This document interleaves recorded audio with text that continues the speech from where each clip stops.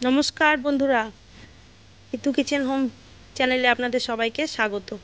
নিয়ে এসেছি mixed veg fried rice recipe নিয়ে। রেসিপিটি পুরো দেখার জন্য অনুরোধ রইল।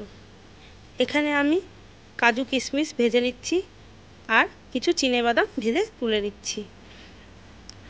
এরপর গাজর, আলু, পেঁয়াজ কেটে ধুয়ে রেখেছি। এবার তেলে সামান্য জিরে এবং সামান্য গরম মশলা ফোড়ন দিয়ে নিয়েছি। এবার পেঁয়াজ কুচি দিয়ে সামান্য নাড়াচাড়া করে নিচ্ছি।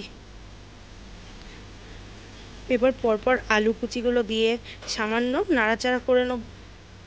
তবে আপনাদের একটা কথা অনুরোধ রইল, ভিডিওটি লাস্ট পর্যন্ত দেখুন ও লাইক, কমেন্ট, শেয়ার করতে থাকুন।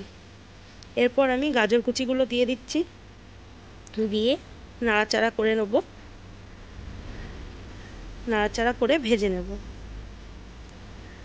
সামান্য নুন, সামান্য হলুদ অ্যাড করে দিচ্ছি। এবার নাড়াচাড়া করে ভাজা হয়ে গেলে নামানোর আগে আমরা তখন চিনি অ্যাড করব।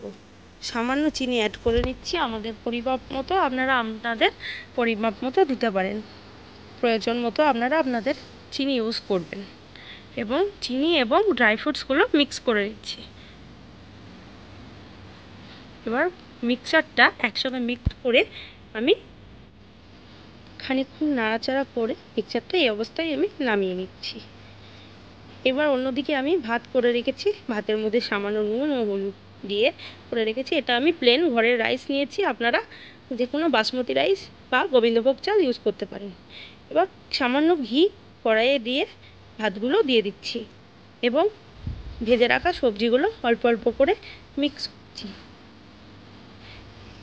আমি আমার সুবিধা মতো মিক্স করেছি, আপনারা আপনাদের সুবিধা মতো মিক্স করতে পারেন। এবার ভাত এবং সবজিগুলোকে একসাথে মিশিয়ে নামিয়ে নিয়েছি। এই দেখুন, আপনাদের কাছে নিয়ে চলে এসেছি আমাদের মিক্স ভেজ ফ্রাইড রাইস।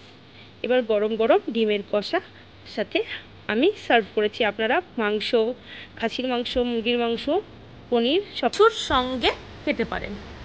নমস্কার, ধন্যবাদ।